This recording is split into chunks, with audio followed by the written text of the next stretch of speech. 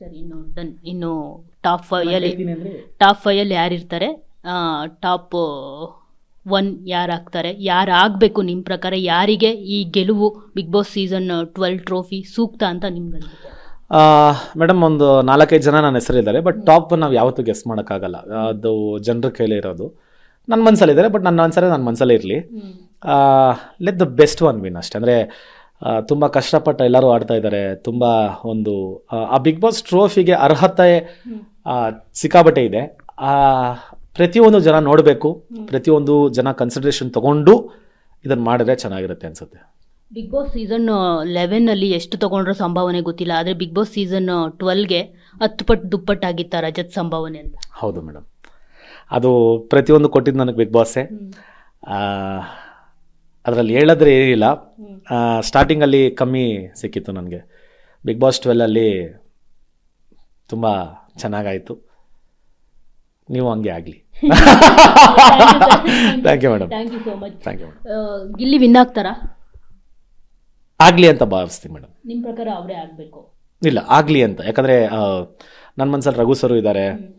ಅದು ಬಿಟ್ಟರೆ ರಘು ಸರ್ ಎಲ್ಲೋ ಒಂದು ಕಡೆ ಡಲ್ ಆಗಿ ಹೋದ್ರು ಅಂತ ಅನ್ಸುತ್ತೆ. ಅವ್ರು ಎಲ್ಲಿದ್ದಾರೆ ಅಂತಾನೆ ಕಾಣ್ತೀನಿ. ಈಗ ನನ್ನ ಮಗ ಮಾಡೋ ಕೆಲಸಗಳಿದೆ ಅಂಥದ್ದೆಲ್ಲ ಹಿಂಸೆ ಕೊಟ್ಟಾಕ್ಬಿಡ್ತಾನೆ ಅವ್ರಿಗೆ. ಅವ್ರ ಟೆನ್ಷನು ತಡ್ಕೊಳಕ್ಕಾಗ್ತಿಲ್ಲ ಅವ್ರಿಗೆ. ಬಟ್ ಆದರೆ ತುಂಬ ವಿಷಯಗಳು ತಿಳ್ಕೊಂಡ್ರು ಅಂಥ ವ್ಯಕ್ತಿ, ತುಂಬ ಒಂಥರ ಪ್ರತಿಯೊಂದಕ್ಕೂ ಯೋಚನೆ ಮಾಡಿ ಮಾತಾಡೋವಂಥ ವ್ಯಕ್ತಿ. ಅವ್ರಿಗೆ ತುಂಬ ಒಳ್ಳೆಯದಾಗಲಿ. ಅವರು ಗೆಲ್ಲಬೇಕು ಅನ್ನೋದು ನಂದು ಒಂದು ಆಸೆ ಇದೆ. ಆಮೇಲೆ ಅವ್ರ ವೈಫ್ ಬಂದು ನನಗೆ ತುಂಬ ಆತ್ಮೀಯರು, ಒಳ್ಳೆ ಫ್ರೆಂಡ್. ಆಮೇಲೆ ನಮ್ಮೇರದವ್ರು ಬೇರೆ. ಸೊ ಒಳ್ಳೇದಾಗಲಿ. ಇದೆಲ್ಲ ಜನರ ಮೇಲೆ ಡಿಪೆಂಡ್ ಅಷ್ಟೇ. ಸರಿ, ಇನ್ನು ಡನ್. ಇನ್ನು ಟಾಪ್ 5 ಅಲ್ಲಿ ಯಾರಿರ್ತಾರೆ? ಟಾಪ್ 1 ಯಾರಾಗ್ತಾರೆ? ಯಾರಾಗಬೇಕು ನಿಮ್ಮ ಪ್ರಕಾರ? ಯಾರಿಗೆ ಈ ಗೆಲುವು ಬಿಗ್ ಬಾಸ್ ಸೀಸನ್ 12 ಟ್ರೋಫಿ ಸೂಕ್ತ ಅಂತ ನಿಮ್ಗೆ ಅನ್ಸುತ್ತೆ? ಮೇಡಮ್, ಒಂದು 4-5 ಜನ ನನ್ನ ಹೆಸರಿದ್ದಾರೆ, ಬಟ್ ಟಾಪ್ ನಾವು ಯಾವತ್ತೂ ಗೆಸ್ ಮಾಡೋಕ್ಕಾಗಲ್ಲ. ಅದು ಜನರ ಕೈಲೇ ಇರೋದು. ನನ್ನ ಮನಸ್ಸಲ್ಲಿದ್ದಾರೆ, ಬಟ್ ನನ್ನ ಆನ್ಸರೇ ನನ್ನ ಮನಸ್ಸಲ್ಲೇ ಇರಲಿ. Let the best one win ಅಷ್ಟೇ. ಅಂದರೆ ತುಂಬ ಕಷ್ಟಪಟ್ಟು ಎಲ್ಲರೂ ಆಡ್ತಾ ಇದ್ದಾರೆ. ತುಂಬ ಒಂದು ಆ ಬಿಗ್ ಬಾಸ್ ಟ್ರೋಫಿಗೆ ಅರ್ಹತೆ ಸಿಕ್ಕಾಬಟ್ಟೆ ಇದೆ.